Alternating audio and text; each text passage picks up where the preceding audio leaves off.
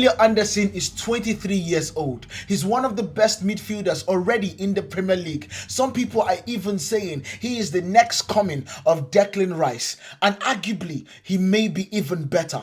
And yes, Manchester United see him as their number one priority. However, I am here to tell you, Manchester United should not, that's the key word, should not buy or sign Elliot Anderson. We do not need to do that. It is not about his ability. I truly believe that this guy could be transformational for Manchester United. However, we need to start learning from the mistakes that we made in the past.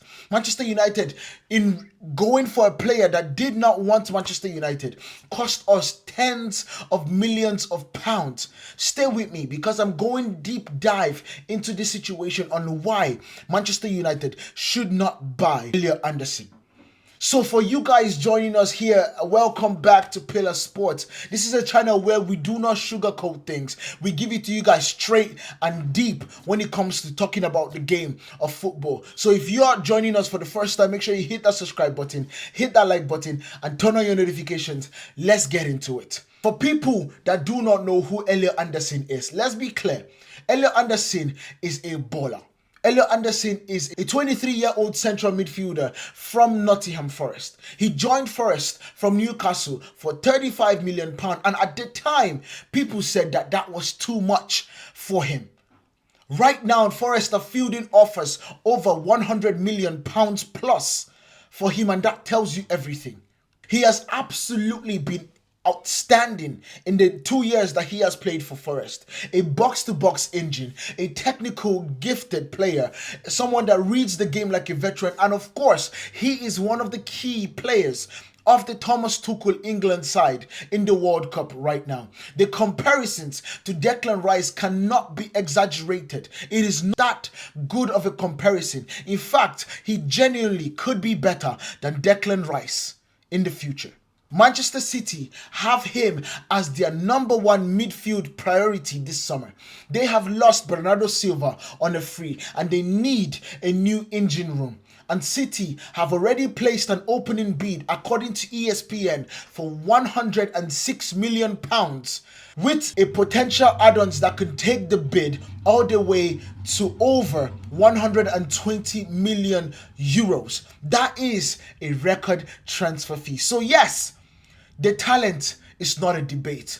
The talent is real. The debate is, should Manchester United be the ones to sign him? And that is what we are going to be answering today. My guy, carry your thing. Here's where things get uncomfortable. I need United fans to hear this clearly. Elliot Anderson wants to play for Manchester City. Let me repeat it so people in the back can hear me. Elliot Anderson wants to play for Manchester City, not United City. This is not speculation. This is not tabloid rumor. This is according to Goal.com. Despite strong interest for Manchester United, Anderson has made it perfectly clear that he wants the City. That is his preferred destination. Sports News reported that Sky Sports News reported that City are in pole position. And that basically makes it increasingly that the expectations of his movement will be to the Etihad and not to Old Trafford, the theatre of dreams. So now a source to the situation told Caught Offside that if the feeling is that Anderson prefers City, United could be wise or would be wise to avoid repeating old transfer mistakes where they chased the deal for too long and ended up overpaying. Let me read that back so you guys can absolutely say it, understand it. If it is understood that Anderson prefers City to United, it would be wise that United avoid repeating the old transfer mistakes where they chased the deal for too long and ended up overpaying for that player or another player in general. Because here is the thing, Manchester United have done this twice before. Not once, but twice in this period of this decade. And both times it ended up in disaster. Cast your mind back to the summer of 2022. Erik ten Hag had just arrived at Old Trafford. He wants to build new era at Old Trafford, and his number one undisputed top of the list transfer target was Frankie de Jong. United agreed a fee with Barcelona according to multiple reports, including BBC Sport and Fabrizio Romano himself. The two clubs had reached an agreement of around £72 million, and further add-ons was possible. Club to club, done. On paper, done. But one small problem: the player did not want to come. Frankie de Jong has been completely open about what he said. And I'm paraphrasing here because he said this multiple times already. He wanted to stay at Barcelona. He never hid it. He said there was pressure from the club to sell him, but he's always made it clear that he wanted to stay at Camp Nou. Transfer expert Fabrizio Romano called this a key point. The personal terms in this situation, he said, the player's side is the real point because Frankie de Jong wants to stay at Barcelona. And this is the real key point for Manchester United. And what did Manchester United do? They kept on chasing week after week, a whole June, a whole July, into August. The league had already started. Pundits on Sky Sports were begging United to walk away. Jamie O'Hara went on record saying, move on, it's a joke. It's almost embarrassing now. They are still trying to pursue it. Spoiler alert, Frankie de Jong is still at Barcelona. He never came. So, United are in August with no midfielder, no plan. The season had already started. We had already lost 2 games. So what did they do? They went and paid and signed Casemiro from Real Madrid for £70 million. Casemiro, who was already 30 years old, 30, at the club that was supposed to be rebuilding with youth. Now, don't get me wrong, Casemiro had some good moments, had some United. He is a cult hero and he will be remembered fondly. He won the Carabao Cup with the club. But everyone knew that this was a panic buy. It was reactive. It was a consequence of wasting summer chasing a man who never wanted to come.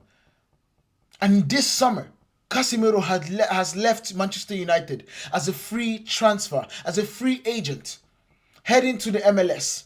70 million gone for free. This is the De Jong tax. This is the price you pay for chasing a player who did not want you. But wait, it gets worse, because this isn't even the first time Manchester United have made this mistake. We need to go all the way back further. All the way to 2014, Angel freaking Di Maria. Di Maria just won the Champions League with Real Madrid. And he was the man of the match in that final. He was brilliant in the World Cup. He was one of the best, most exciting wingers in the planet. And Manchester United signed him for £59.7 million. A British transfer record at the time. But here is what you did not know.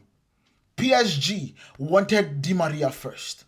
They tried to sign him before Manchester United, but they had FFP restrictions and could not afford him. So PSG stepped aside and United stepped in. The PSG president, Nasser Al-Khelaifi, was very clear about this. He said the player wanted to come to Paris, but it was not possible. Di Maria himself admitted that he never wanted to leave Real Madrid. And it came out later that Manchester United was not his first destination. So what happened? A man who did not want Manchester ended up in Manchester. And it showed. He made just 32 appearances. The city never felt like home. And his wife, Jorgelina Cardoso, gave an interview that went viral. She said it was horrible. So horrible. He left 1 season later. Sold him to PSG, his original destination, for £44 million. United nearly lost £16 million on that deal on 1 year before counting the wages. We lost £16 million in 1 year on that particular deal. And the aftermath, a former PSG teammate goalkeeper, Marcin, I think it's Bolka or something, said on camera, Di Maria hates Manchester United. He has no good memory of the time he spent there. In fact, something related to Manchester United appears on television. He changes the channel quickly. He changes the channel. Like, that's so bad. He did not want to be here so bad that anything that comes about Manchester United, he takes it off. That is what happens when you sign a player who does not want to be at your club. So now let's look at what in the summer of 2026. Manchester City have made a bid worth 106 million and potentially rising to 120 million. That would be a British transfer record for the British player. And the player wants City. He wants City. Sky Sports say it. Go.com say it. Cut it. Multiple sources are aligned with the situation. If United go into a bidding war, spending 110 million, which would then rise to 120 million on a player whose heart is set on the blue half of Manchester United, a blue half of Manchester, what do you think happens? The case, he joins, he plays with Y on the exit, never truly committing. He leaves in 2 or 3 years. Di Maria all over again. Worst case scenario, City still get him anyway. United wasted months of transfer activity, and just like 2022, they have to make a panic reactive signing in the final days of the window, probably overpaying for a second choice target. The good news is that it seems that United have finally learned from their mistakes. Cut Offside reported that United have now shifted they are moving on to Matheus Fernandes from West Ham and keeping tabs on other targets. A source inside Old Trafford said United are not prepared to walk blindly into an expensive bidding war for a player who may not fully be committed to a project. That is the right call, and Michael Carrick deserves respect for that decision. Because here's the thing about signing a player who doesn't want to play for your club. It doesn't just cost you money. It poisons the dressing room. It sells the culture back. The fans can always feel that. Always. So if not Anderson, what's the plan? Well, Matheus Fernandes from West Ham is a genuine talent. Young, hungry, proven in the Premier League, and most importantly, there are no reports saying that he'd rather be somewhere else. In fact, the reports that are coming out is saying that his preferred team is Manchester United. United are also said to be close in completing the signing of Ederson from Atalanta. Of course, he's a Champions League playing midfielder who has been brilliant in Serie A. These are the profiles of signing that Manchester United need. A player who wants to be at Old Trafford and sees Old Trafford as the next step in his career. Carrick needs players who believe in the project, who wants to be there. Because a United team that has players who want to wear the shirt, that's of something special. So Elliot Anderson is a great player. We know that for a fact. He will have an incredible career. But his career will not be at Old Trafford. And Manchester United should not waste a single pound trying to convince him otherwise. History is a teacher. And Manchester United have some expensive lessons. De Jong, Di Maria, the pattern is clear. Chasing players who do not want you never ends well. Chasing players who do not want you on a player who sees Manchester United as a dream. That's how you build a dressing room. That's how you build a winning team.